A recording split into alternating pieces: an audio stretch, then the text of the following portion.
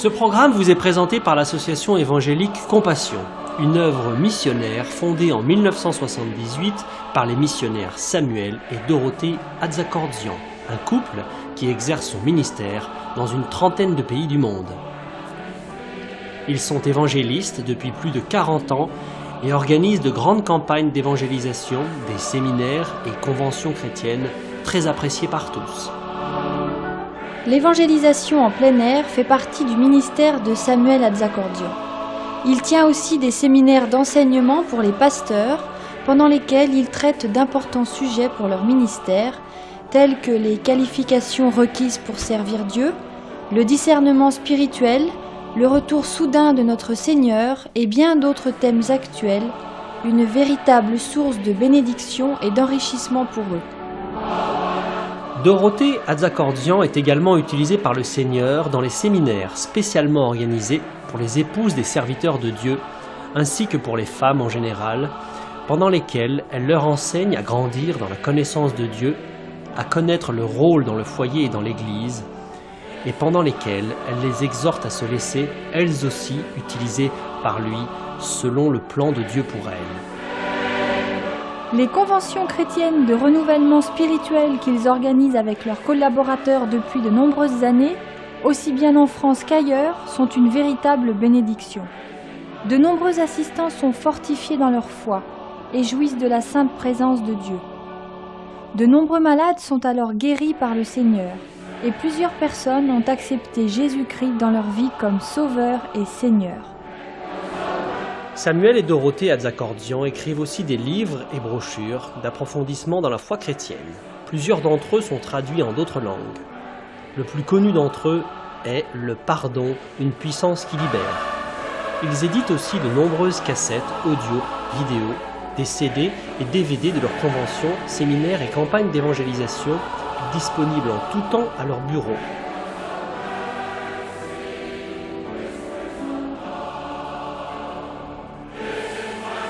Leur site internet très intéressant vous permettra de mieux encore connaître leur ministère, de vous procurer régulièrement leurs messages d'édification, de lire de merveilleux témoignages d'intervention divine et aussi d'acheter en direct leurs nombreux articles.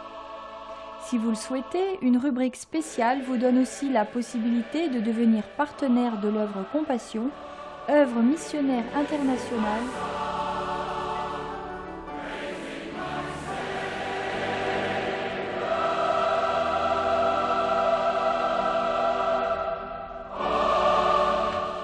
Nous souhaitons maintenant que vous soyez richement bénis par ce programme.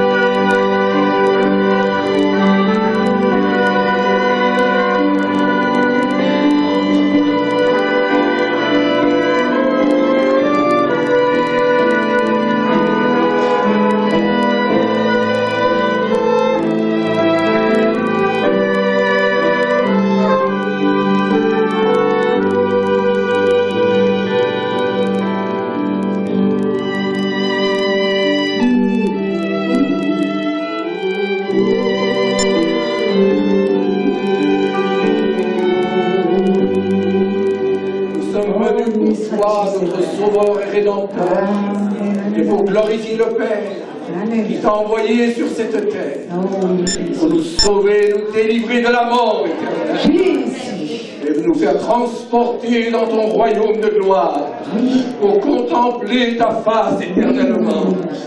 Seigneur, nous nous courbons devant toi et nous te disons merci de nous avoir amenés ici. C'est vrai. Et que ces instants que nous allons passer, Seigneur, soient des instants bénis dans ta présence. Amen. Nous sommes venus pour te glorifier. Amen. Tu as tout fait, Seigneur, pour glorifier Dieu. Alléluia. Ce séminaire, cette convention doit te glorifier. Amen. C'est ce que nous voulons et rien d'autre, Seigneur. Amen. Car si tu es glorifié, nous serons bénis. Glorifions le Seigneur. Alléluia. Si tu veux que Dieu te bénisse, glorifie d'abord le Seigneur. Avant de recevoir, tu dois d'abord apporter ta louange et ta reconnaissance au Seigneur. Pense à lui avant de penser à toi-même. Seigneur, nous sommes devant toi. Inspire ces louanges et cette adoration. Inspire les témoignages, la prédication de ta parole, les dons spirituels. Seigneur, inspire-nous. Et que nous puissions passer ces moments dans ta sainte présence. Seigneur, nous ne voulons voir que toi et toi seul. Car c'est de toi qu'on a besoin de personne d'autre. C'est pour toi que nous sommes venus. Et si c'est pour lui que vous êtes venus, vous ne serez pas déçus. Si c'est pour quelqu'un d'autre, vous serez déçus. Mais si c'est pour le Seigneur, recherchez sa face, vous ne serez jamais déçus. Alléluia. Merci. Oh oui, Seigneur, c'est toi que nous sommes venus rencontrer. Alléluia. Ce ne sont pas des hommes que nous sommes venus rencontrer ou des amis que nous sommes venus rencontrer. C'est toi, Seigneur. Amen. C'est seulement toi. Et c'est seulement ta présence que nous voulons. C'est de ta présence que nous avons besoin. Non pas de la présence d'un homme ou d'une femme, c'est de ta présence que nous avons. Alléluia. Et c'est elle que nous réclamons. Viens nous visiter, viens nous parler, viens nous toucher, Seigneur. Alléluia. Et nous repartirons de cette convention différente de ce que nous sommes venus. Qu'il y ait des miracles dans chacune de nos vies, Seigneur. C'est ce que nous te demandons. Nous sommes venus te voir. Nous sommes venus t'entendre. Et non pas entendre la voix d'homme, mais la tienne. Alléluia. Alléluia, Seigneur. Combien tu es bon. Combien nous t'aimons, Seigneur. Gloire. Combien tu es précieux et cher à nos cœurs, Seigneur. Alléluia. Tu es merveilleux. Et nous n'avons pas fini de découvrir tes merveilles. Amen. Et bon que pendant cette convention, nous puissions en voir d'autres de tes merveilles. C'est là notre prière. Et notre cri vers toi, Seigneur. Tu es le vivant au siècle des siècles. Tu es le tout-puissant au siècle des siècles. Et ta puissance n'a jamais changé. Et elle ne changera jamais. À toi la gloire, la puissance et l'honneur qui te revient. Car ta Amen. bonté, mon Dieu.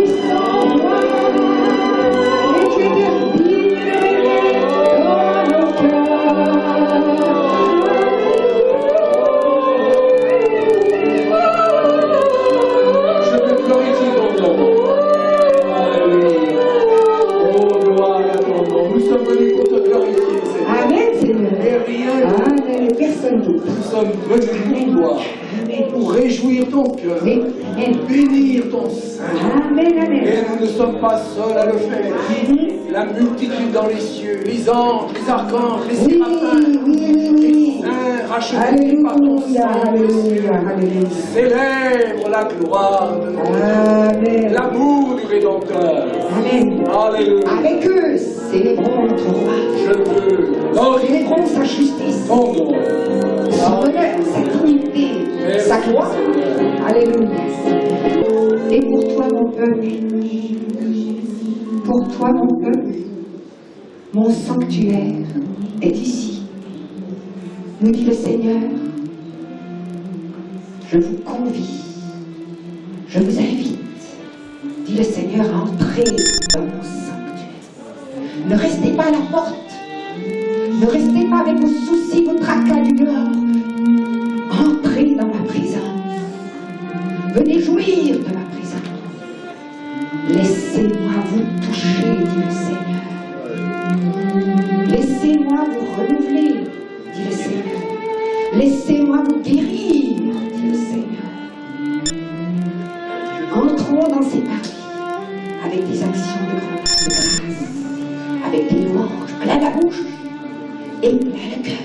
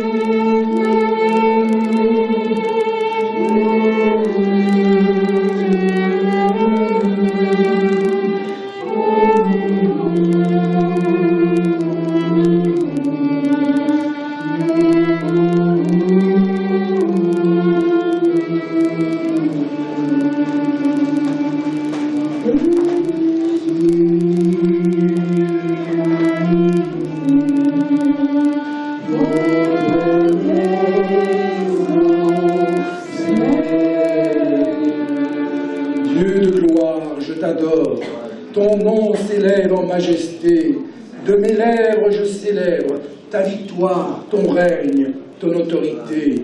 Digne es-tu, agneau de Dieu, digne es-tu, agneau de Dieu. Tous les anges ensemble acclament la puissance de ton nom. Alléluia, Seigneur. Digne es-tu, agneau de Dieu. L'univers entier proclame la beauté de ton Saint-Nom. Amen. Amen, Seigneur. Merveilleux Alléluia, Seigneur. Seigneur.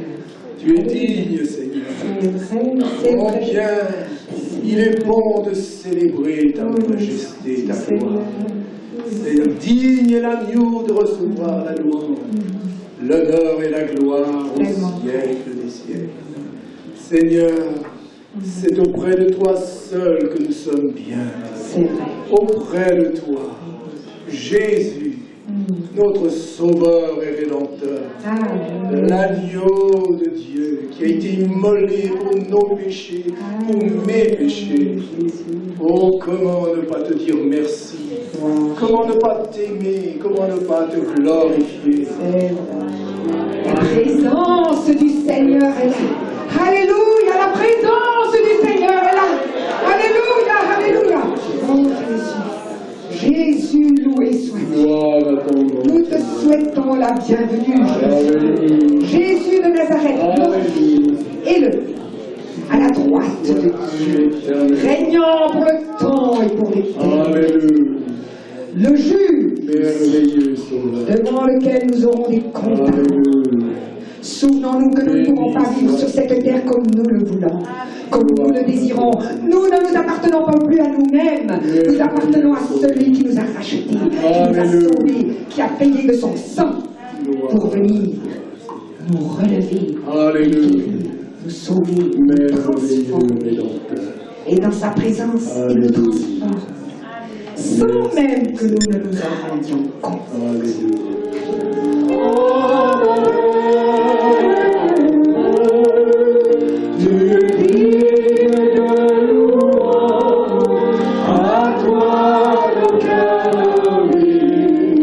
Ta présence est précieuse.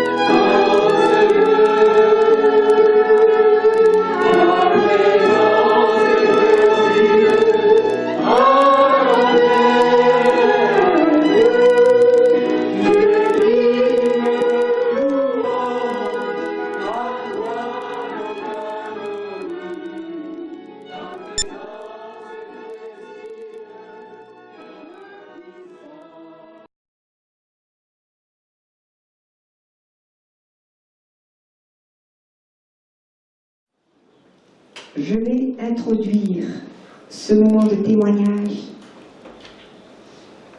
par le verset suivant. Tu es le Dieu grand, le puissant, dont le nom est l'Éternel des armées. Tu es grand et tu es puissant en action. En action, il est dit dans ce verset-là. Et un autre verset qui dit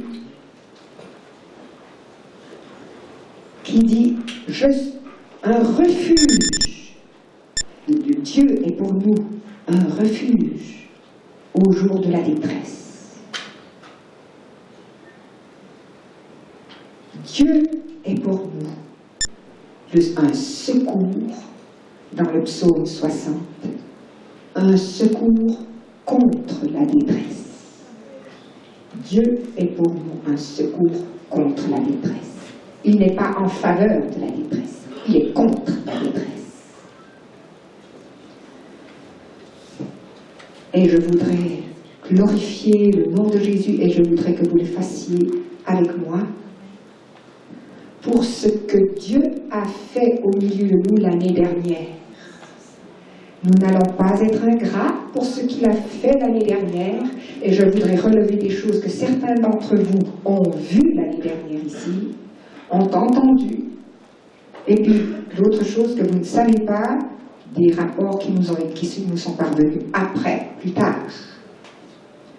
L'année dernière, nous avons vu la joie de voir le Seigneur toucher plusieurs malades au milieu de nous. Le Seigneur a guéri des douleurs dans les genoux.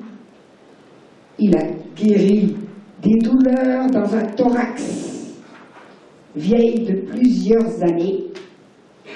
Il a guéri une colonne vertébrale qu'il a redressée. Et il a renouvelé plusieurs personnes spirituellement. Beaucoup de personnes ont été renouvelées par sa présence. Parce que quand le Seigneur est présent au milieu de nous, il se passe quelque chose. Nous ne pouvons pas rester les mêmes, c'est impossible. Si le Dieu vivant est vraiment au milieu de nous, forcément que nous ne pourrons pas sortir de ce lieu les mêmes. Si Dieu nous a touchés, c'est pas possible. Sinon, il ne serait pas Dieu. Alléluia. Et je voudrais surtout appuyer sur quelqu'un qui l'année dernière était vraiment gravement malade et il n'en était pas conscient. Sa vie, finalement, tenait à un fil.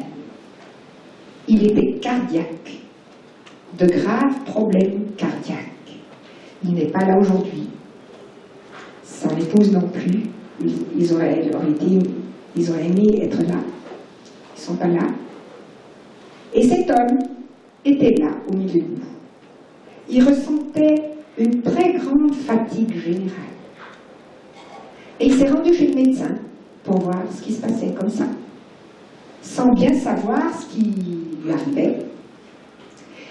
Et le médecin généraliste l'a immédiatement envoyé chez le cardiologue, qui lui a été alerté, mais alerté au maximum, si bien que la cardiologue lui a fait une piqûre immédiatement, dans son cabinet à peine arrivé, parce qu'elle a vu l'urgence. Cet homme souffrait d'irrégularité cardiaque, d'une tension très élevée et d'un sang beaucoup trop épais, si bien qu'une embolie cardiaque ou cérébrale était imminente. C'était un cas d'extrême urgence.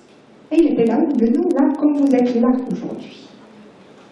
Savez-vous ce qui se passe dans votre organisme? Pas forcément. Lui non plus ne le savait pas. Mais le Seigneur le sait. Et il est là pour intervenir quand il le faut. Donc, cet homme était en danger. Il devait entrer en clinique au mois de janvier de cette année. On devait lui faire des électrochocs pour remettre une valve de son cœur en place. Celle-ci ne se fermant plus. C'était la raison pour laquelle il se trouvait en danger d'embolie.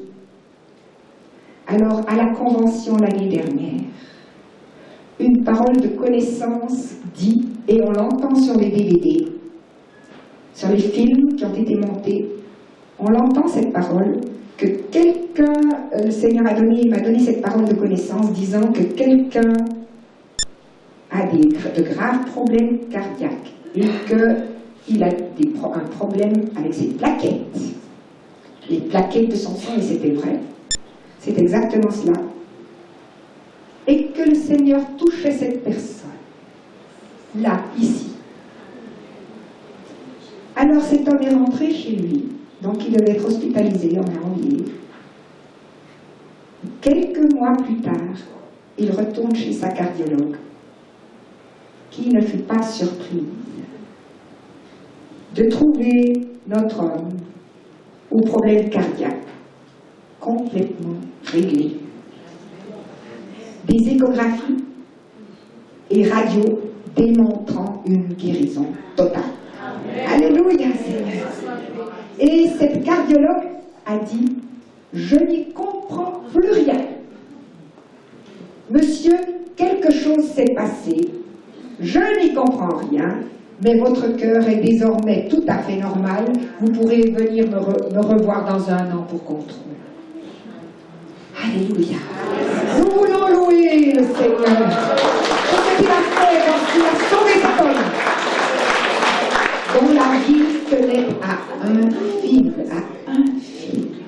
Il pouvait partir là au milieu de nous. Mais le Seigneur est bon. Il veille sur sa créature, sur chacune de ses créatures.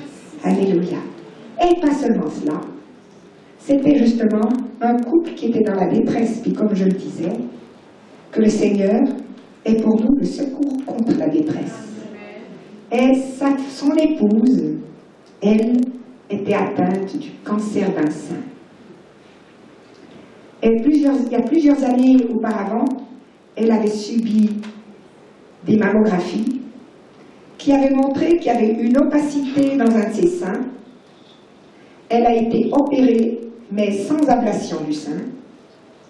Mais elle a dû faire pendant 1 an de la chimiothérapie. Donc ça vous montre ce que c'est.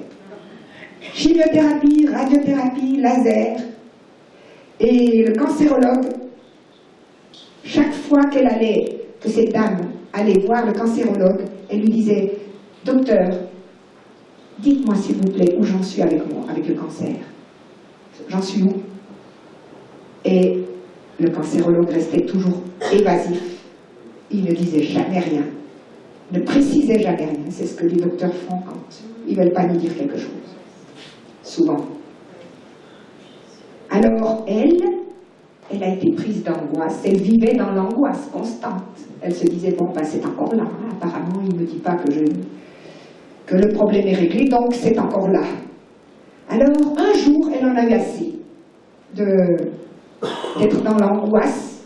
Elle a dit, Seigneur, maintenant, s'il te plaît, Seigneur, puisque le cancérologue ne veut pas me le dire, s'il te plaît, dis-le-moi, toi, où est-ce que j'en suis? Et c'est ce qu'il a fait, le Seigneur.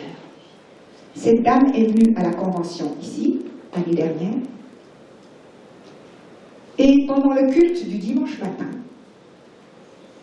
le Seigneur a répondu à sa prière. Le Seigneur m'a donné une parole de connaissance disant, tu es guéri de ton cancer. C'était de la part du Seigneur. Tu es guéri de ton cancer. Crois-le. Je le fais maintenant. Alléluia, Seigneur.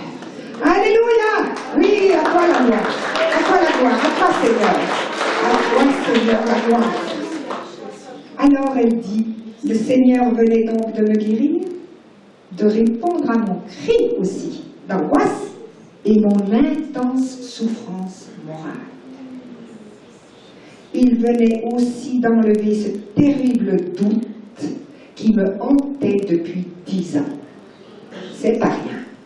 Vous ne trouvez pas? Moi, je sais que si j'étais hantée par quelque chose comme ça pendant 10 ans, eh ben, ça marquerait mon existence.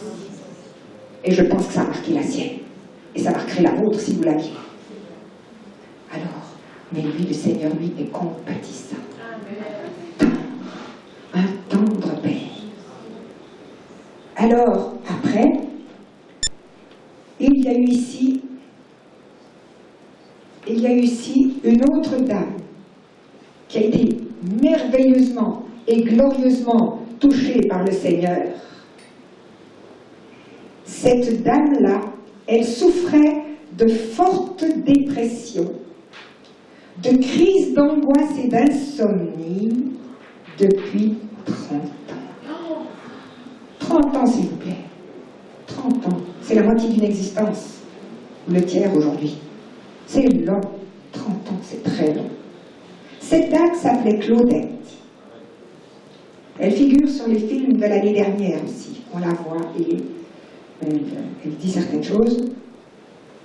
Elle était donc fortement dépressive, sous traitement antidépresseur, tranquillisant et somnifère depuis 30 ans. Un lourd traitement. Et ce qui s'est passé, et vous verrez que c'est important ce que je vous dis là, parce que l'obéissance de cette personne a permis au Seigneur de la guérir. Notre obéissance ou notre refus d'obéissance peut aussi empêcher le Seigneur de nous guérir. Donc je vous exhorte aussi à obéir quand le Seigneur vous parle. C'est très important. Si vous attendez quelque chose du Seigneur, n'attendez pas qu'il le fasse si vous êtes obstiné à en faire à votre tête. L'obéissance est très importante. Alors cette dame, elle avait dans son sac à main une statuette de Jésus qu'elle embrassait de temps en temps. Elle voulait ainsi témoigner de l'amour au Seigneur, mais c'est pas comme ça qu'on fait. La Bible ne nous exhorte pas à faire de telles choses. C'est de l'idolâtrie. Et Samuel et moi, entre deux réunions, nous l'avions mis en garde. Et nous lui avions dit, ça, le Seigneur ne permet pas de telles pratiques. Alors, je pense qu'elle en a tenu compte dans son cœur. Enfin, toujours est-il qu'à la réunion du samedi après-midi, cette réunion-là, l'année dernière, une parole de connaissance a été donnée, qu'une personne est accablée d'angoisse et que l'insomnie est monnaie courante dans ses nuits et qu'elle était comme enchaînée dans une prison, mais que le Seigneur voulait entièrement la délivrer. Alors cette dame, elle a reçu cette parole dans son cœur. Elle est allée dans sa chambre le soir. Elle a obéi à la parole qu'elle a entendue entre deux réunions, là. Elle a jeté sa statuette dans les toilettes. Elle a obéi. Qu'est-ce qui s'est passé? Elle a alors été touchée par la puissance de Dieu. Et pour la première fois depuis 30 ans, elle a pu dormir sans somnifère, sans calmant, sans tranquillisant. Alléluia! Alléluia, Seigneur! Louange à toi, Seigneur! Alléluia! Gloire à ton nom! Vous savez ce qu'elle a dit? C'est merveilleux. Elle a dit, c'est la première fois depuis 30 ans que j'ai dormi comme un bébé. C'est ce qu'elle a ressenti. Et 1 mois environ après la convention, on a encore eu de ses nouvelles, et cette dame n'a plus aucune angoisse, ni insomnie. Elle vit dans une joie reconnaissante au Seigneur. Alléluia, Seigneur, loué sois-tu, Jésus. Alléluia, alléluia. Merci, Seigneur. Tout ça, l'année dernière. Et je vais vous dire quelque chose qui va peut-être vous étonner. Parce qu'on pense que les paroles de connaissance ne sont faites que pour le moment présent. C'est-à-dire les gens qui sont à la réunion aujourd'hui. Et le Seigneur a montré bien des fois qu'il n'est pas limité par ces paroles de connaissance-là pour seulement les gens qui sont présents. Il peut agir même au travers d'un enregistrement, d'une cassette, d'une vidéo, d'un CD, d'un DVD. Il peut agir encore.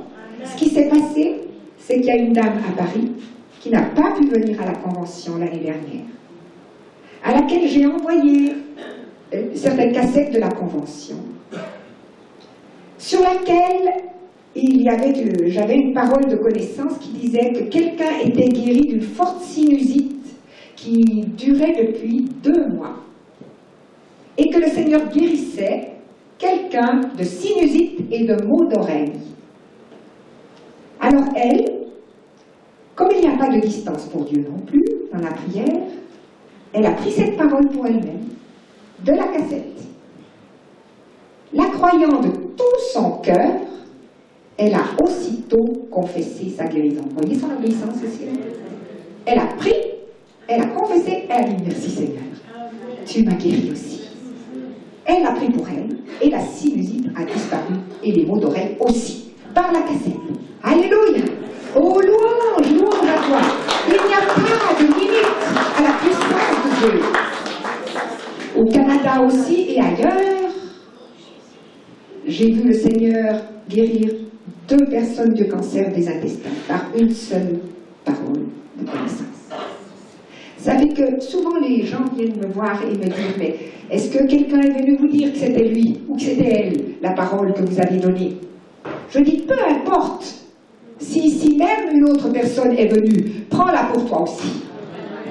Le Seigneur n'est pas limité à une seule action par une de ses paroles. Il est digne de notre adoration. Et c'est lui que nous voulons glorifier maintenant. Et le remercier pour tous ces bienfaits qu'il a fait l'année dernière. Combien il nous a honorés de sa présence. Combien nous nous sommes réjouis devant lui. Combien nous avons chanté les gloires de l'agneau l'année dernière. Et nous recommençons cette année encore. Parce que le Seigneur nous a donné un rendez-vous ici. De tous les coins de France. Et d'ailleurs, il y a même des Canadiens qui sont là. Alléluia, merci Seigneur. Loué soit ton grand nom, Seigneur. Nous, de toute nation, de tout peuple, tu as des enfants partout. Et nous te louons, nous te glorifions, nous t'aimons, Seigneur Jésus. Et nous voulons nous incliner devant toi, écouter attentivement la prédication de ta parole et continuer d'élever vers toi des mains pures, un cœur pur et sanctifié. Sois béni, adoré, loué au siècle des siècles. Amen. Ta grande compassion. Nous lisons dans ta parole que tu étais ému de compassion devant les malades et que tu en guérissais. Seigneur, tu le fais encore aujourd'hui pour ceux qui croient, tout simplement. Nous le croyons, Seigneur. Continue ton œuvre dans nos vies. Mais tu parles aussi.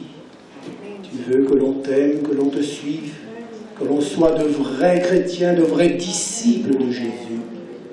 Car malheureusement, il y en a de faux disciples, comme il y a aussi de faux chrétiens. Seigneur, aide-nous à bien comprendre ta parole et être de vrais chrétiens. Merci Seigneur pour ce que tu veux nous dire maintenant. Rends-nous attentifs à ta voix et surtout obéissants à ce que tu veux nous dire. Amen. Que le nom du Seigneur soit béni. Seigneur est là encore. Même lorsque nous ne voyons rien, le Seigneur est à l'œuvre. Ne l'oublions pas. Beaucoup d'entre vous, vous êtes rentrés l'année dernière, vous ne saviez pas que ces choses s'étaient passées. Et pourtant, Dieu avait agi. Dieu a agi. À partir du moment où nous croyons, le Seigneur peut faire des choses merveilleuses. Il a tout accompli. L'œuvre de Golgotha est parfaite. Il nous demande qu'une chose maintenant, de croire et de recevoir. Mais c'est à lui qu'il faut regarder, et non pas à l'homme. Et j'aimerais apporter un premier message important. Parce que ce message répond à une question que des multitudes de gens se posent. Non seulement des inconvertis, mais aussi des chrétiens. Les inconvertis se posent la question, est-ce que Dieu m'aime vraiment? N'est-ce pas vrai?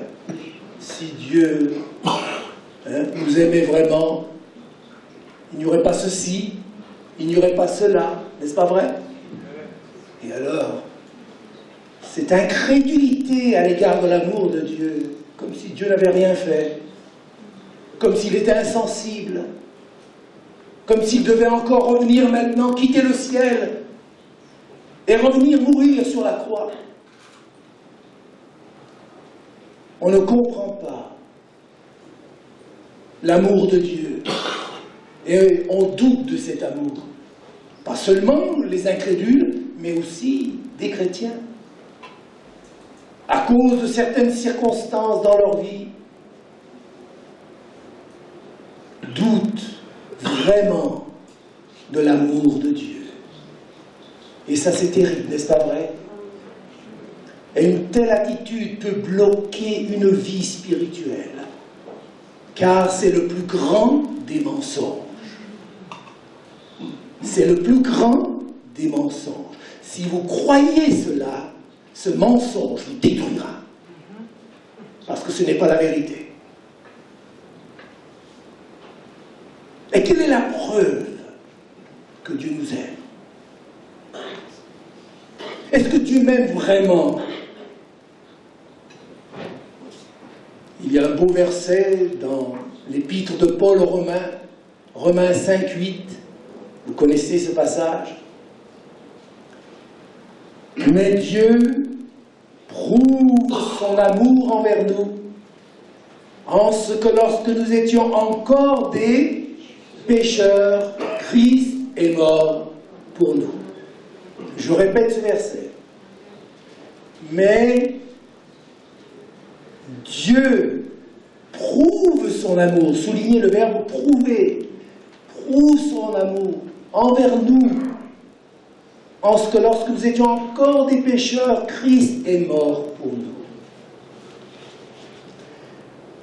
Dieu a prouvé son amour. Cela veut dire qu'il a donné la preuve. Et c'est la preuve finale qu'il a donnée à l'humanité.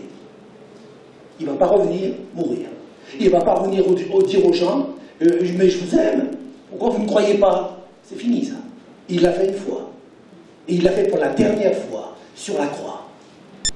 Mais Dieu prouve son amour envers nous, en ce que lorsque nous étions encore des pécheurs, Christ est mort pour nous.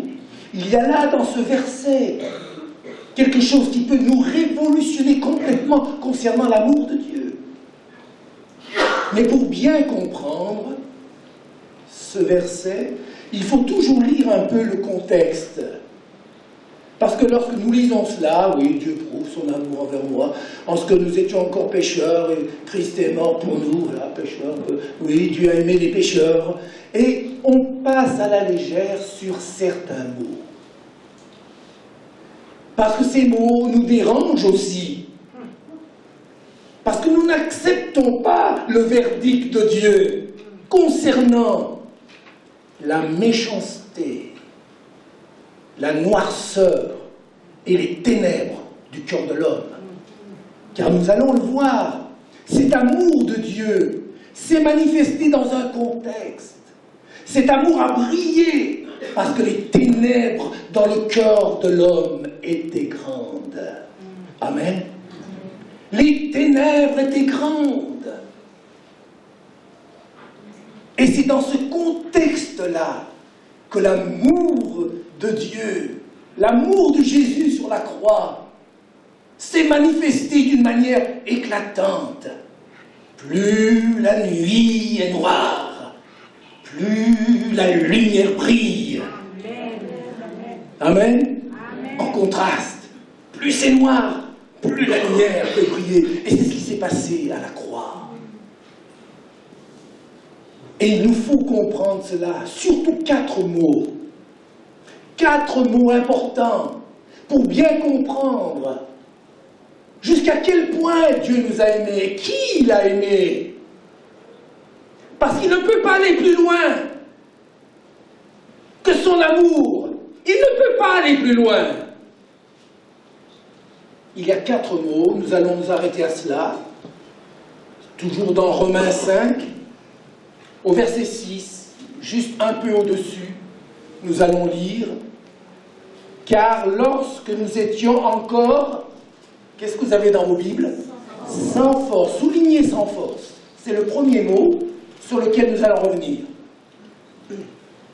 Car lorsque nous étions encore sans force, qu'est-ce que ça veut dire sans force? Ça veut dire, voyez-vous, on lit cela. Mais si on ne s'arrête pas pour piocher un petit peu pour voir ce que ça veut dire, nous étions sans force, on était faible, fragile. Est-ce que c'est ça que ça veut dire? Si vous ne grattez pas un petit peu, vous ne découvrirez pas le contexte et le message. Soulignez bien, sans force.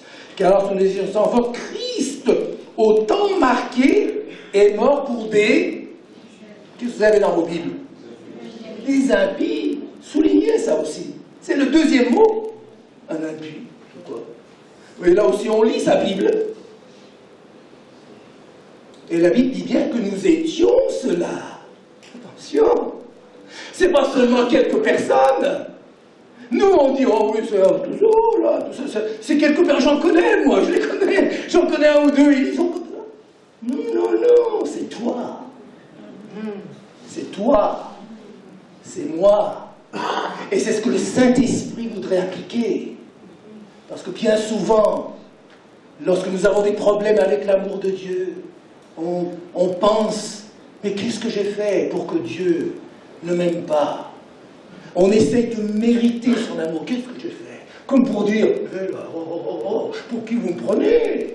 Je ne suis pas si mauvaise que ça, pas si mauvais que ça, je ne suis pas si terrible que ça. C'est pourquoi nous avons des psychologues maintenant, même chrétiens, entre guillemets, qui disent qu'il faut s'aimer soi-même. Alors que Jésus a dit qu'il fallait renoncer à soi-même. C'est pas le même évangile.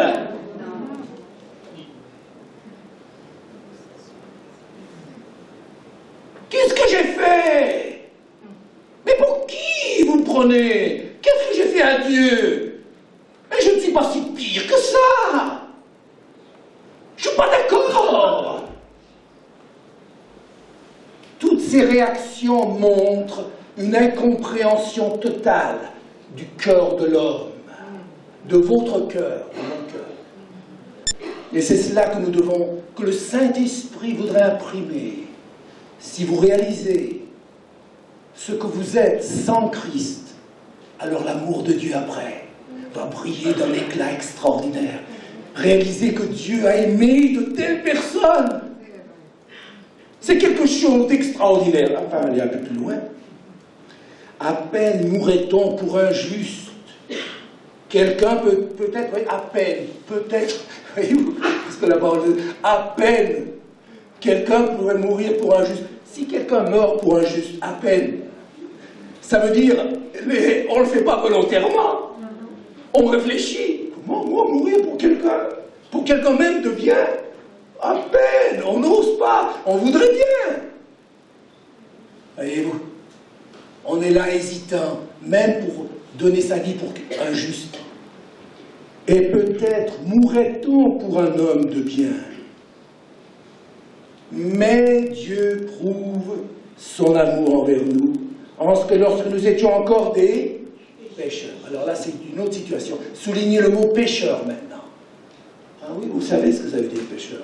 Mais on ne gratte pas assez aussi ce que ça veut dire. On a tellement entendu parler pécheur qu'on ne veut plus en entendre parler maintenant. Et dans combien de prédications vous entendez parler de pécheurs maintenant? Il n'y a plus de péché, il n'y a que des maladies, des complexes, des incapacités, de la fragilité. Voilà tout ce qu'il y a maintenant. On essaye de penser les blessures graves, mortelles, en mettant une petite pommade dessus. Et voilà pourquoi il n'y a pas de guérison, il n'y a pas de transformation.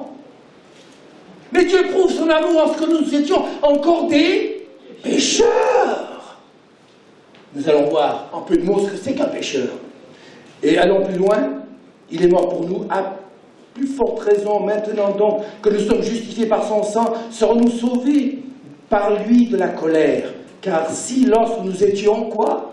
Qu'est-ce que vous avez dans vos Bibles maintenant? Ennemis. La liste devient sérieuse, vous êtes d'accord avec moi? Soulignez ce mot encore, ennemis. Lorsque nous étions ennemis, nous avons été réconciliés avec Dieu par la mort de son Fils. À plus forte raison, étant réconciliés, serons-nous sauvés par la vie, par sa vie. Voyez-vous le contexte ici? Comment cet amour s'est manifesté? Dans quelles circonstances? Je lisais dans un commentaire aussi qu'avant la venue de Jésus sur la terre, le dernier prophète, quand on lit, c'est Malachie, n'est-ce pas? On voit que c'est Malachie. Et du temps de Malachie, le prophète, en Israël, la situation spirituelle était extrêmement grave. Même, je lisais tout à l'heure quelque chose, au chapitre 1 de Malachie, il est dit « L'Éternel des armées à vous, sacrificateurs, qui méprisez mon nom, qui dites « En quoi t'avons-nous méprisé ?» Vous offrez sur mon autel des aliments impurs, et vous dites « En quoi t'avons-nous profané ?»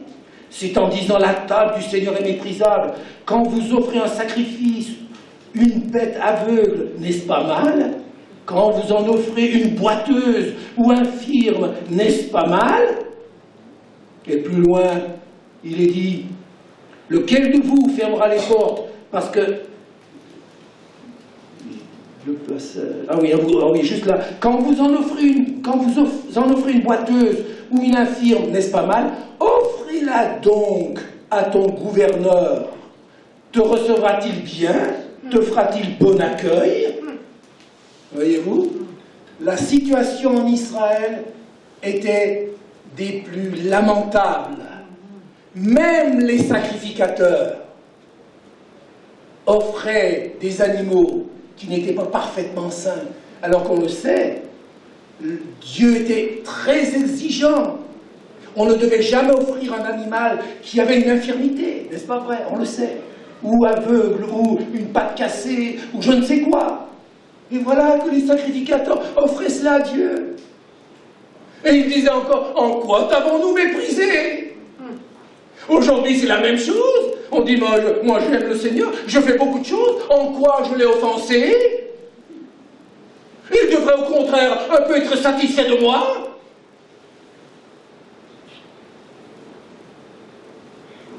Et c'est ainsi que les conditions étaient tragiques. Et c'est pourquoi la gloire de Dieu avait quitté le temple du temps de Malachie. Les ténèbres étaient grandes, très grandes. Et cela a duré 400 ans. De Malachie à la venue de Jésus, 400 ans ont passé de ténèbres, d'obscurité totale.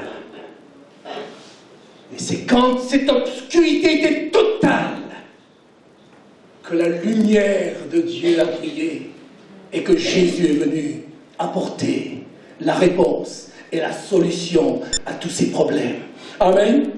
C'est quand la nuit était la plus noire que Jésus, la lumière du monde, est venu et a opéré quelque chose d'extraordinaire. Un sacrifice que l'on chantera, que l'on publiera pour l'éternité. Alléluia! Nul ne doit oublier ce que Christ a fait. Mais il l'a fait pour qui?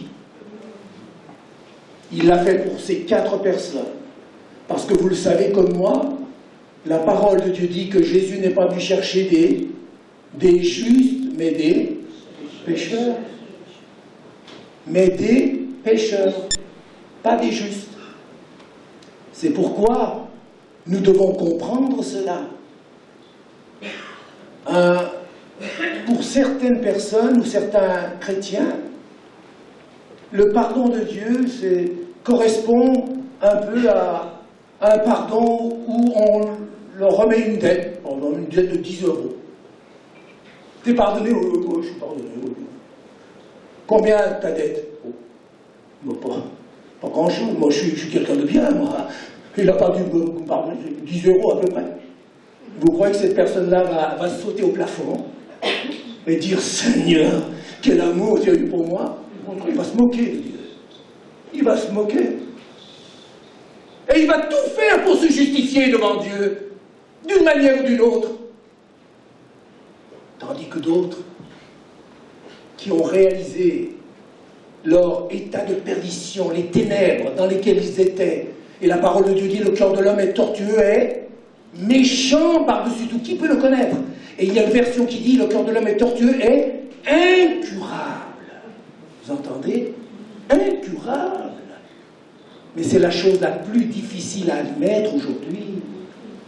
On est dans une société où on dit encore l'homme est foncièrement bon, n'est-ce pas vrai? Et c'est là la tragédie. Une telle parole révèle une ignorance totale de la parole de Dieu et du cœur de l'homme, foncièrement bon. La Bible dit que le cœur de l'homme est incurable, foncièrement mauvais. Mauvais. Et nous devons réaliser cela. Et alors après, le pardon de Dieu pour nous, lorsque nous réalisons tout cela, correspond à 10 millions d'euros. Le Seigneur nous remet une dette de 10 millions d'euros. Alors celui-là, ou celle-là, je vous assure, c'est autre chose. Là, cette personne a parlé de l'amour de Dieu, de quelque chose d'extraordinaire, par rapport à ce qu'il était ou elle était avant, n'est-ce pas vrai? À quoi correspond ton pardon? À 10 € ou à 10 millions d'euros? Jésus a dit une fois, celui à qui on a peu pardonné, il aimera peu. Mais celui à qui on a beaucoup pardonné, il aimera beaucoup. Ne l'oublions pas. Alors voyons brièvement le premier mot. Le premier mot, c'est donc lorsque nous étions sans force. En grec, ce mot signifie être sans force pour faire quoi que ce soit concernant sa propre condition devant Dieu.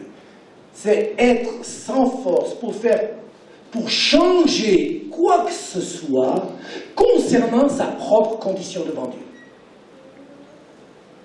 C'est ça, être sans force. Et combien de personnes en disent, moi je me débrouillerai. Moi je pourrais m'en sortir. Mais vous verrez, je vais m'en sortir. Non. C'est une ignorance totale. Lorsque nous étions sans force, et Dieu nous dit cela, c'est lorsque les hommes sont totalement à l'extrémité, qu'ils réalisent qu'ils ne peuvent rien faire pour remplir les conditions divines, que Dieu est venu, que Dieu vient dire, voilà, toi tu ne peux rien, mais moi je peux tout. Toi tu es perdu, tu réalises, mais moi je veux te sauver. C'est quand tout va au plus mal que Dieu vient à notre secours. Quel amour! Vous êtes d'accord avec moi? Eh bien l'amour de Dieu se manifeste justement à l'égard des personnes sans force, qui ont réalisé que par eux-mêmes, ils ne pourront jamais s'en sortir. Et quand quelqu'un vient et nous dit, mais moi, je t'en sortirai, et que celui-là c'est le Fils de Dieu, et qui vient au moment où nous en avons le plus besoin, n'est-ce pas un témoignage d'amour? N'est-ce pas un témoignage d'amour? Voilà déjà l'amour de Dieu qui brille d'une manière extraordinaire lorsque j'étais sans force, incapable de me changer moi-même, incapable de changer quoi que ce soit. Il est venu, le Fils de Dieu, il est venu, il est mort pour moi, pour me sauver, pour me donner son Esprit Saint, afin que je puisse accomplir par sa force, par son esprit, sa volonté. Alléluia! Quel amour! Lorsque nous étions sans force, Jésus est venu. Lorsque nous étions complètement incapables de changer quoi que ce soit, il est venu, lui. pour changer quelque chose. Et pas seulement quelque chose, il vient pour tout changer. Alléluia. Et beaucoup d'entre vous, vous avez certainement ce témoignage, que lorsque nous étions complètement sans force, mais je dis bien complètement, il n'y a pas un petit peu encore de force où on peut se débrouiller soi-même. Non, c'est une condition désespérée, où vous devez avoir un secours extérieur à vous-même. Et à ce moment-là, au moment où vous en avez besoin, il vient. Alléluia. Alléluia. Et vous pouvez dire, quel amour. Quel amour. Seigneur, tu es celui-là. Je t'ai vu dans ma vie. Sans force. Si tu te crois encore fort par toi-même, Dieu te laissera tranquille. Mais tu iras de défaite en défaite, malgré ta force, qui n'est que faiblesse. Il est venu pour ceux qui étaient sans force. Et nous sommes tous sans force. Il faut que l'Esprit de Dieu nous donne d'accepter cela. Vous devez accepter cette réalité. Même si vous ne voyez pas les choses, mais vous devez dire, Seigneur, si ta parole de Dieu, ta parole le dit, je le crois. Nous devons le croire. Et c'est alors que l'Esprit de Dieu pénètre tout cela en nous et nous donne ce sentiment d'incapacité totale. Et lorsque nous sommes dans ce sentiment-là, le Seigneur n'est pas loin. Alléluia. Son amour n'est pas loin. Il ne nous fait pas attendre une minute de plus. Il est le bon berger. Lorsque nous étions sans force, et on le voit dans les Écritures, d'une manière générale, le miracle est arrivé quand l'homme était à son extrémité. Quand les hommes ont dit « tout est perdu maintenant », c'est à ce moment-là que Dieu intervient. Et nous pouvons dire « quel amour, Seigneur !» N'est-ce pas merveilleux? Quel amour! Quel amour! Quelqu'un qui croit cela ne doutera jamais de l'amour de Dieu. Jamais. Jamais, parce que vous pouvez dire, j'étais sans force, totalement désespéré, incapable, perdu humainement. J'ai crié à lui, il est venu. Oui. Là, vous découvrez son amour. Et plus jamais vous doutez de cet amour. Amen. Allons un peu plus loin. Le deuxième mot maintenant. On a vu, c'était Christ, au temps marqué, est mort pour des impies. Voyez-vous, au temps marqué. Donc, le Seigneur vient toujours au bon moment. Il vient toujours au bon moment. Il ne fait pas attendre 5 minutes de plus. Ce qui l'arrête, c'est notre position, c'est notre attitude, c'est nos discussions, c'est nos doutes, c'est nos craintes. Tout cela l'empêche.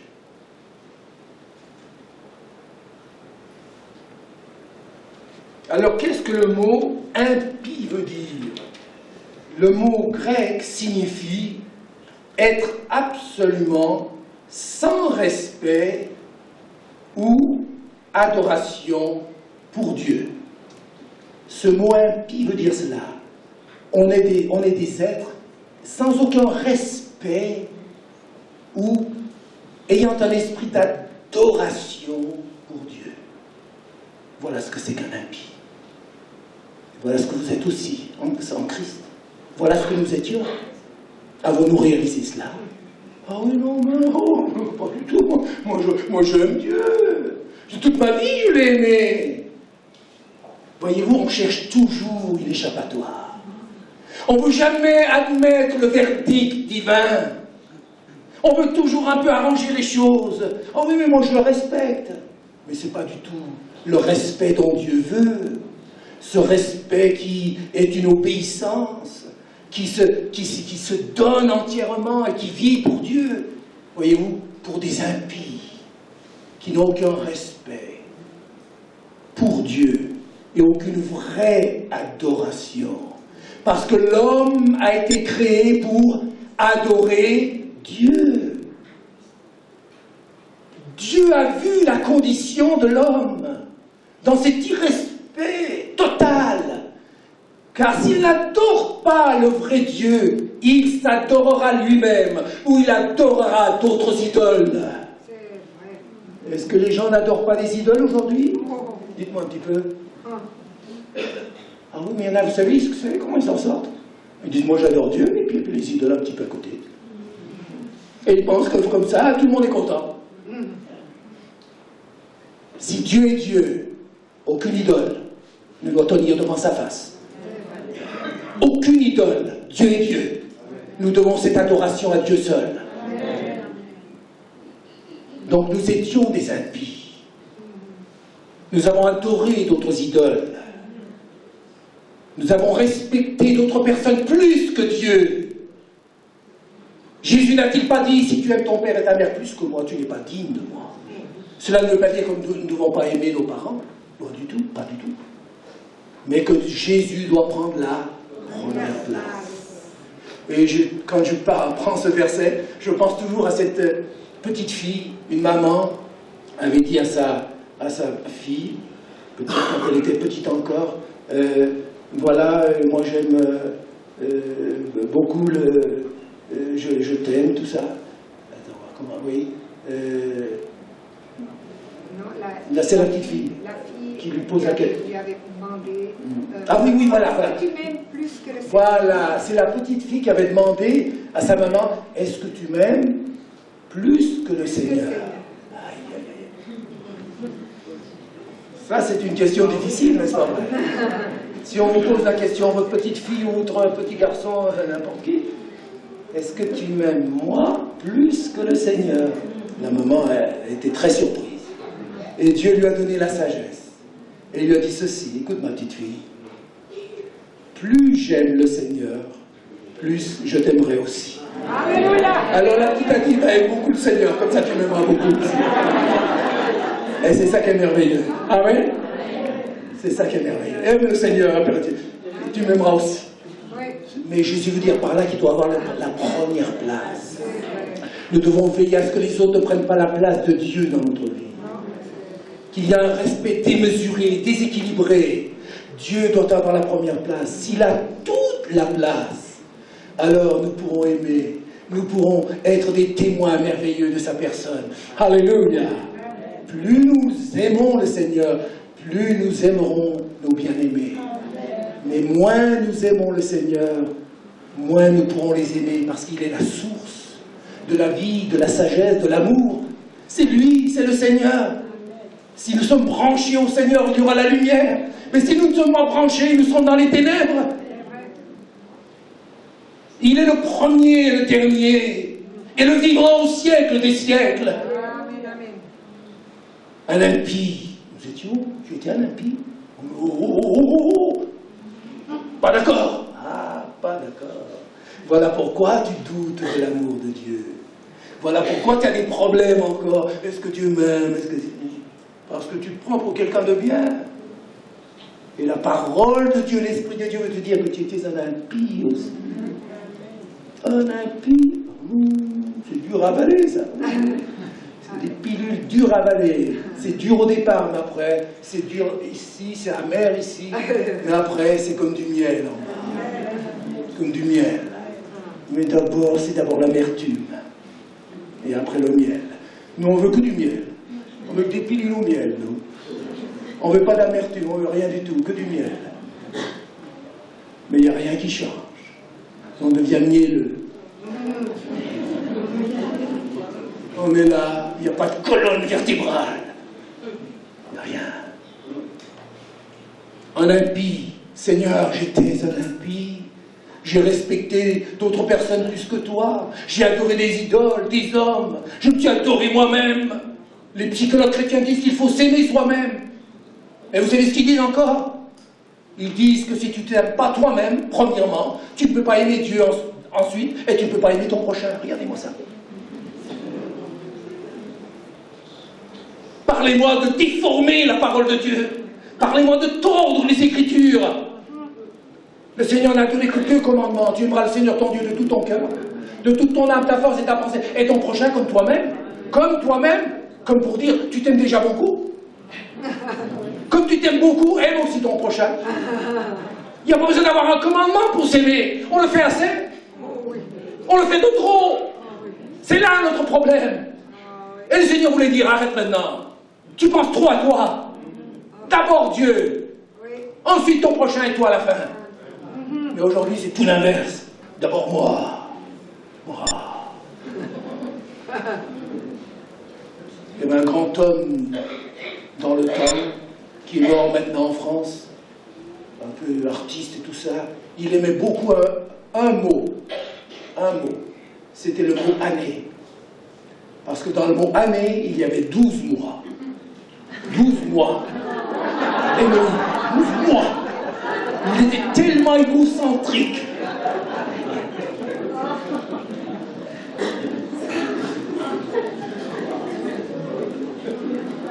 Dans les derniers temps, les hommes seront égoïstes, nous dit la parole de Dieu. Et le texte grec, vous savez ce que ça veut dire? Le mot veut dire amoureux d'eux-mêmes. On enseigne cela dans le monde et maintenant on l'enseigne dans l'Église.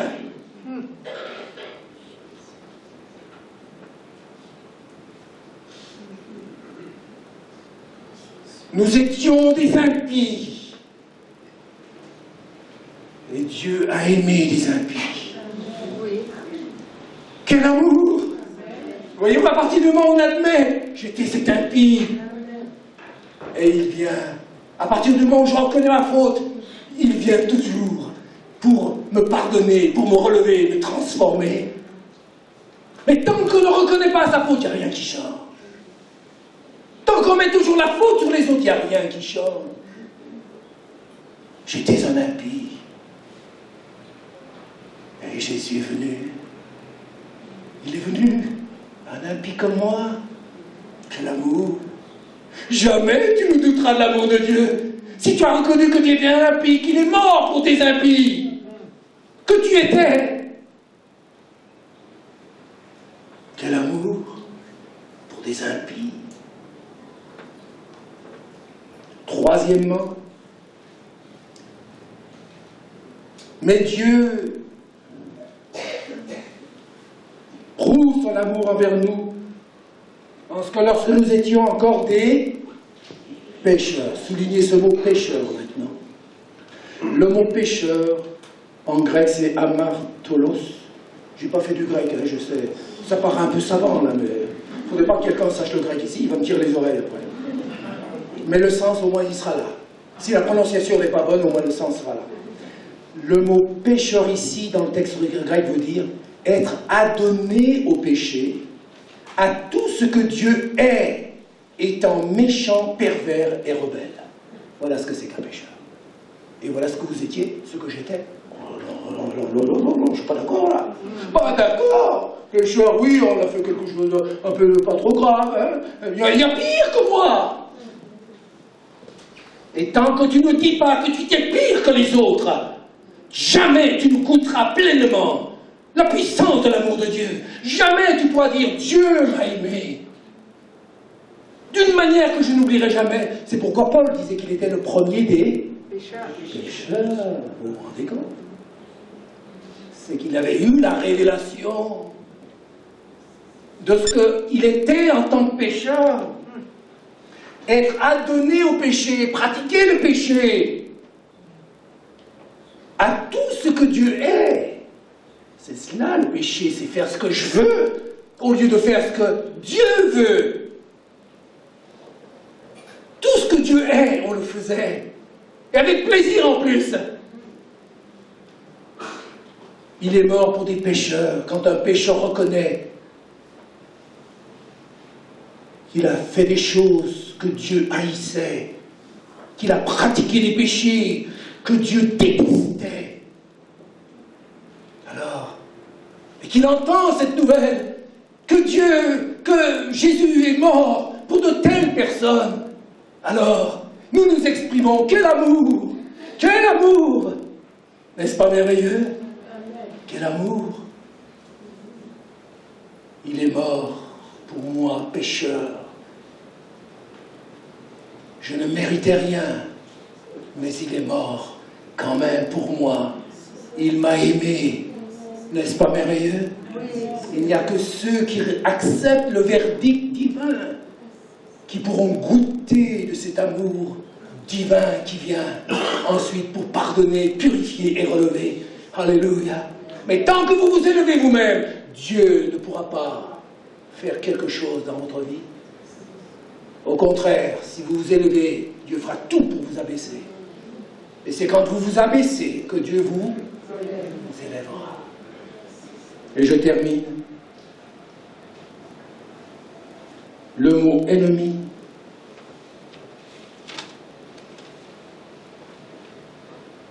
veut dire, c'est un état, décrit un état d'hostilité, de haine, de guerre et de rupture avec Dieu. Voyez-vous, on n'a pas toujours été amis de Dieu. C'est un état d'hostilité, de haine, de guerre et de rupture avec Dieu. Et vous avez été cela, j'ai été cela, j'ai été ennemi de Dieu. Le péché, c'est vraiment une rébellion contre Dieu.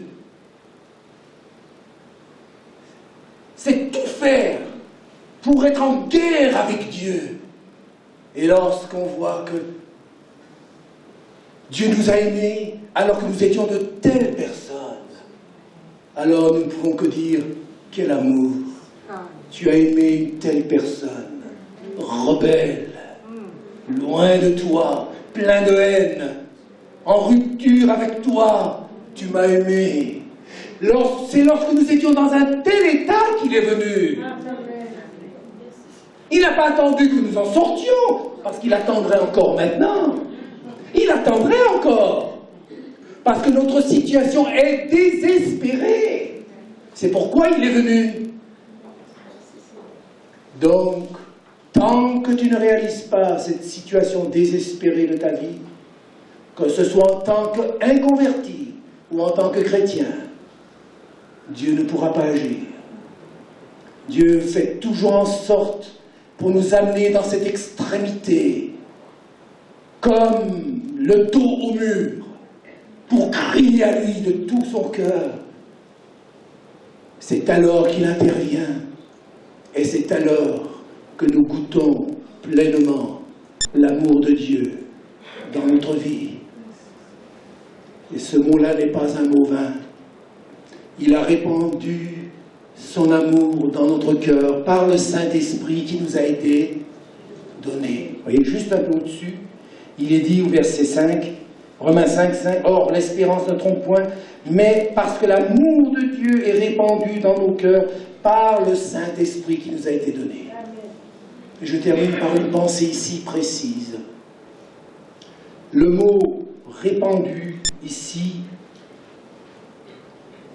veut, dans nos cœurs, veut dire que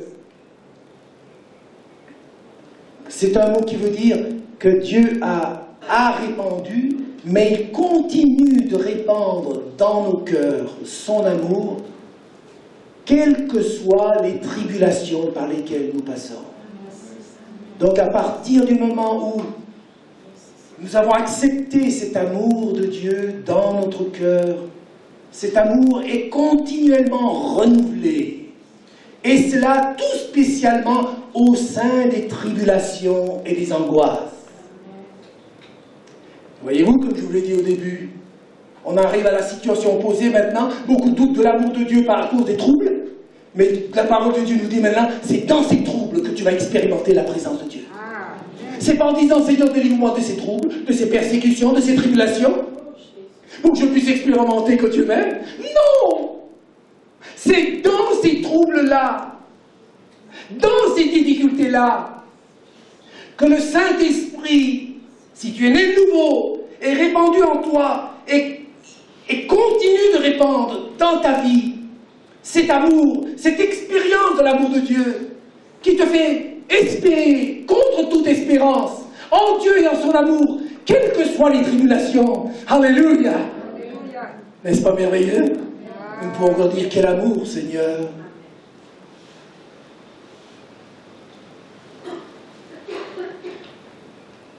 L'amour de Dieu a été répandu dans nos cœurs par le Saint-Esprit qui nous a été donné. Cela veut dire que le Saint-Esprit continue de répandre cette certitude que Dieu nous aime. Pas seulement quand tout va bien. Ça, tout le monde peut le dire, même le païen, n'est-ce pas vrai? Même le païen peut bénir Dieu quand tout va bien. Même lui. Et il y a beaucoup de chrétiens qui agissent comme des païens. Quand tout va bien, ils sont là, formidables. Et quand tout va mal, il n'y a plus rien du tout. Ils se rebellent contre Dieu. Surtout, ça c'est une tragédie. Une tragédie. S'il y en a un que vous ne devez pas condamner, c'est bien lui. C'est vous-même que vous devez remettre en question, mais pas lui. Le Saint-Esprit qui a été répandu en toi veut répandre cet amour, spécialement quand tout va mal. Quand tout est contre toi. L'amour de Dieu, par l'Esprit de Dieu est en toi, pour espérer, contre toute espérance, et te donner une espérance glorieuse. C'est utiliser les épreuves et les difficultés pour aller de l'avant, et non pas pour nous arrêter. Parce que vous savez que Dieu vous aime, il l'a prouvé, son amour. Quand vous avez accepté ces 4 mots, 4 conditions ténébreuses pour vous, alors c'est à ce moment-là que l'amour de Dieu viendra vous consoler, répandre en vous cette consolation, cet amour divin qui vous fait espérer contre toute espérance. Que même si les hommes vous rejettent, le Seigneur, lui, est là. Il ne vous rejette point. Alléluia. Il ne vous a pas rejeté quand vous étiez impie. Il ne vous a pas rejeté quand vous étiez pécheur, quand vous étiez sans force, quand vous étiez son ennemi. Il ne vous a pas rejeté. Ne doute pas de son amour.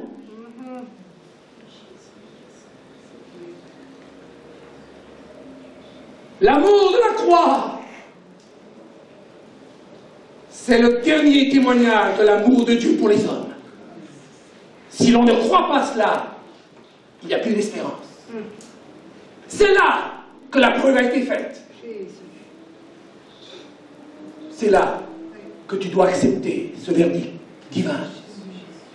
Mais tu expérimenteras cette merveilleuse présence et cet amour de Dieu qui vient toujours au bon moment, mais à ceux qui sont sans force, à des impies, à des pécheurs, à des ennemis. N'oublie pas, il est venu chercher et sauver ce qui était perdu. Ce qui était perdu. Perdu. Perdu. Je réfléchissais à cela l'autre jour. Voilà pourquoi Jésus a dit, les prostituées vous devanceront dans le royaume de Dieu. Qu'est-ce que ça veut dire? Parce que les prostituées, quand certaines ont réalisé leur état de perdition, la noirceur de leur cœur, la pourriture de leur être, et ont crié à Dieu pour être délivrés, purifiés, pardonnés et changés de vie. Et le Seigneur ne les a point rejetés, n'est-ce pas merveilleux? C'est pourquoi ils devanceront certains pharisiens, certains qui se croient justes, et toujours meilleurs que les autres, et qui ne veulent jamais admettre leurs faiblesses, leurs erreurs. Toujours ils ont raison. Toujours. C'est les autres qui doivent demander pardon, mais eux-mêmes, jamais. N'est-ce pas une tragédie? Oui. Ceux-là n'expérimenteront jamais l'amour de Dieu. Tu peux passer pour un pauvre type ou pour une pauvre fille, mais dans ta faiblesse, Dieu ne t'abandonnera pas. Jamais. Le bon berger viendra toujours près de sa brebis. Oui. Petite brebis, ne t'éloigne pas du Seigneur. Auprès de lui, tu seras bien gardé. Ne t'éloigne point de lui, surtout. Mais Dieu prouve son amour envers nous, en ce que lorsque nous étions encore des pécheurs, Christ est mort pour nous, encore des pécheurs. C'est quand tout allait mal qu'il se révèle à nous. Et nous découvrons d'autant plus cet amour extraordinaire qui fait que nous ne pouvons plus rester le même et que nous désirons à notre tour prêcher cet amour extraordinaire de Dieu manifesté à la croix. Que Dieu bénisse sa parole et que sa parole porte du fruit en nous et que nous soyons ainsi des chrétiens qui glorifient le Seigneur et qui ne doutent jamais de son amour, au contraire. Se fortifient dans cet amour, quelles que soient les circonstances, et ne seront encouragés, jour après jour, à lui être fidèles. Que Dieu soit béni dès maintenant et à jamais. Amen. Seigneur, merci pour ta parole qui est la vérité. Alléluia. Sanctifie-nous par ta vérité. Alléluia, Jésus. Seigneur, que ton Esprit Saint nous révèle ces réalités glorieuses. Alléluia, Jésus. Des réalités qui bousculent, mais c'est la parole de Dieu. Oui, Si tu détruis, Seigneur, c'est pour construire.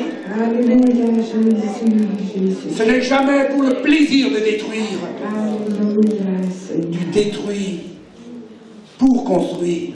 Jésus. Nous voulons laisser, Seigneur, ton esprit faire son œuvre en nous, nous abaisser, afin que tu puisses nous élever au temps convenable. Nous voici, Seigneur. Merci, parce que dans ces moments-là, ton amour extraordinaire se manifeste. Nous n'en douterons plus jamais, et nous serons des témoins qui te glorifieront. À ton nom soit toute la gloire. Merci d'avoir prouvé ton amour envers nous. Merci, Jésus. Merci, Seigneur. Tu le fais quand nous étions plus pâles et au plus loin de toi. Tu es venu. Merci, Jésus. Merci, Sauveur. Merci, Seigneur, pour cet amour Alléluia. dont nous ne nous lasserons jamais de chanter, de proclamer autour de nous. À ton nom soit toute la gloire. Amen. Restons dans le recueil. Le Seigneur va continuer de parler par des paroles plus personnelles encore, adressées à certaines personnes au milieu de nous. Yvette, tu pourrais venir jouer un peu doucement, s'il te plaît. Alléluia, Jésus, Jésus. Quelques paroles d'encouragement que le Seigneur a adressées pour des situations toutes particulières. Pour une personne au milieu de nous qui fait face à une multitude d'obstacles sur sa route, sans entrevoir jamais d'issue à sa situation.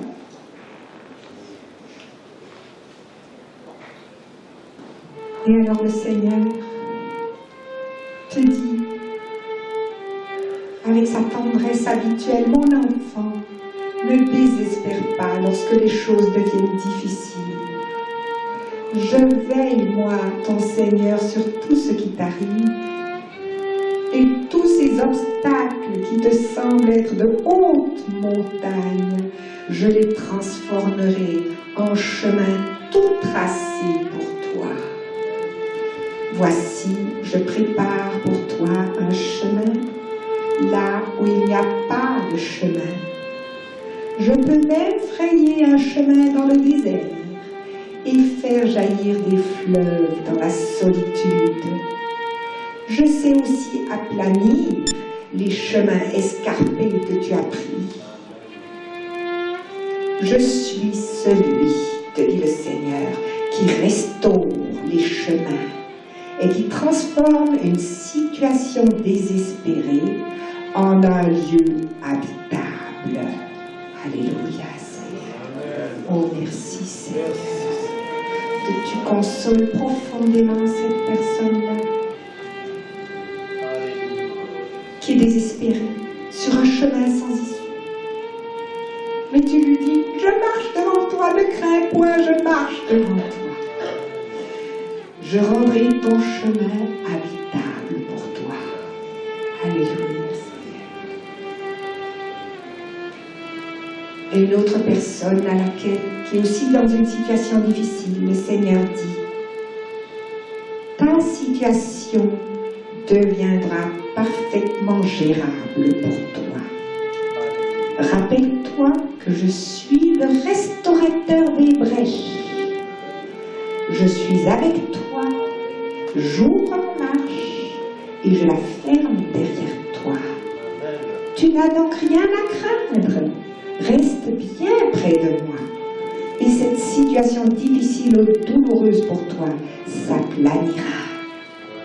Y a-t-il donc quelque chose de trop difficile pour moi, dit le Seigneur? Crois seulement et reçois jour après jour ma force, mon soutien, mon secours. Ils te conduiront à bon port. Alléluia, Seigneur. Et puis, pour une personne qui traverse des circonstances effrayantes et qui, à cause de cela, est très troublée, passes-tu actuellement par les eaux profondes de l'épreuve, te dit le Seigneur, et de la déception? Souviens-toi que je suis au gouvernail de ta vie, que ma main puissante et compatissante contrôle les circonstances de ta vie. Ne t'effraie point. Si je permets cette situation, c'est parce que j'ai un plan pour toi. Alors fais-moi confiance, en dépit de ce qui t'arrive. Alléluia. Maintenant, j'aimerais qu'on se lève dans la présence de Dieu parce que le Seigneur va étendre sa main sur quelqu'un malade au milieu de nous. Alléluia, Seigneur. Alléluia. Continue d'être. Alléluia. Oh, élevons nos cœurs vers le Seigneur. Nous sommes ces petites brebis que le bon berger aime tellement, tellement, tellement. Oh, venons à lui. Il est notre secours dans la détresse. Il ne veut pas nous laisser dans la détresse, dans la maladie, dans le désespoir à cause de la maladie. Et le Seigneur touche maintenant quelqu'un qui a des ulcères d'estomac. À force d'en avoir, c'est devenu une infirmité de l'estomac. Et le Seigneur pose sa main bénissante et guérissante sur toi. Reçois l'attouchement du Seigneur. Il est près de toi et il fait couler de l'huile dans ton estomac. De l'huile, son baume. Et il guérit ton estomac. Il l'apaise. Et désormais, tu pourras bien digérer tes aliments. Sans frayeur, sans mal, sans douleur. Alléluia, alléluia. Oh là là, j'oubliais quelque chose d'important. Le Seigneur fait quelque chose de merveilleux. Alléluia. Il guérit actuellement un cerveau au milieu de nous. Et il dit ceci: si je suis le créateur de l'univers, que personne n'a encore mesuré et ne pourra jamais mesurer, comment pourrais-je ne pas contrôler les microcellules de ton organisme? Je suis le Dieu de l'infiniment grand, mais je suis aussi le Dieu de l'infiniment petit. Je suis aussi le Dieu de tout ce qui est microscopique. Et si je contrôle l'univers, je contrôle aussi ce qui se passe actuellement dans ton organisme et je remets aujourd'hui en place et en bon fonctionnement certaines cellules de ton cerveau qui sont atrophiées et qui, jusqu'ici, ont refusé de fonctionner. Alléluia! Merci Seigneur pour ta puissance! Alléluia! Merci Seigneur pour ta guérison dans ce cerveau actuellement où il y a des cellules atrophiées. Merci Seigneur. Oh, sois glorifié au milieu de nous Seigneur. Alléluia! Alléluia! Gloire! Gloire! Gloire à Jésus le ressuscité. Jésus le vivant. Jésus! Jésus! Jésus! Alléluia! Alléluia! Il y a aussi une sinusite chronique qui disparaît. Tes maux de tête ne disparaissent ou en quelque sorte jamais. Toujours tu as mal à la tête, tout le temps, et le Seigneur pose sa main sur maintenant ce qui ne va pas dans ta tête et il te guérit de cette affliction la guérison dont tu as besoin. Le Seigneur est près de toi. Alléluia. Et il guérit ta tête, là où elle a mal. Il y a aussi un genou extrêmement fragile, qui a de la peine à se plier depuis de longues années, car le cartilage est rongé et les douleurs parfois insoutenables. Alors reçois la guérison du Seigneur. Reçois-la maintenant. Alléluia. Il pose sa main sur ton genou et te permet de plier ton genou normalement. Alléluia pour la puissance de Jésus. Oh, alléluia, alléluia, Seigneur. Alléluia, Jésus. Alléluia. Encore une dernière chose. Une sorte de fibrome. Une dame a une sorte de fibrome qui risque de se transformer en tumeur maligne. Alléluia. Et le Seigneur contrôle cela. Il t'a donné rendez-vous ici parce qu'il voulait te toucher. Et maintenant, il te touche à ton utérus. Au nom de Jésus, reçois l'attouchement du Seigneur et sois délivré de ton mal. Sois guéri de ce mal qui te mettait en danger et qui désormais n'est plus en danger pour toi. Parce que Jésus l'a touché. Il a transformé la chose en presque tumeur maligne. Il le fait disparaître. Alléluia. Merci Seigneur. Loué sois-tu. Le nom du Seigneur. Alléluia. Il est dit. Qu'être acclamé. Vive être loué, loué sois-tu Seigneur. Alléluia Jésus. Gloire à ton nom Seigneur. Merci Jésus pour ta présence divine. Le Seigneur qui marche devant nous. Alléluia. Tu es là. Et tu marches avec nous. Alléluia. Tu verras la gloire de Dieu. Si tu crois, tu verras la gloire de Dieu. Merci Seigneur. Je te dis que si tu crois, tu verras la gloire de Dieu. On peut chanter celui-là? Merci Seigneur. Alléluia. Alléluia Seigneur. Et on va chanter ce petit cœur pour terminer. Je te dis que si tu crois, tu verras la gloire de Dieu. Alléluia. Merci Seigneur. Alléluia Seigneur. Si tu crois, tu verras la gloire de Dieu. Je te dis que si tu crois, tu verras la gloire de Dieu. Tu verras la gloire de Dieu. Tu verras la gloire de Dieu. Je te dis que si tu crois, tu verras la gloire de Dieu. Je te dis que si tu crois, tu verras la gloire de Dieu. Je te dis que si tu crois, tu verras la gloire de Dieu.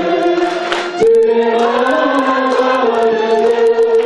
Tu verras la gloire de Dieu. Je te dis que si tu crois, tu verras la gloire de Dieu. On applaudit Seigneur. Vive notre puissance. Vive notre amour. Vive notre reconnaissance. Alléluia Seigneur. Alléluia Jésus. Il n'y a rien d'impossible pour toi. Jésus. Loué sois-tu. En homme et dans son impossibilité totale, Alléluia, alléluia. tu viens toi agir, Amen, amen, amen. afin que Dieu soit glorifié. Oui, oui, Et Jésus. que Dieu seul soit glorifié. À lui seul soit toute la gloire. Dès maintenant et à jamais.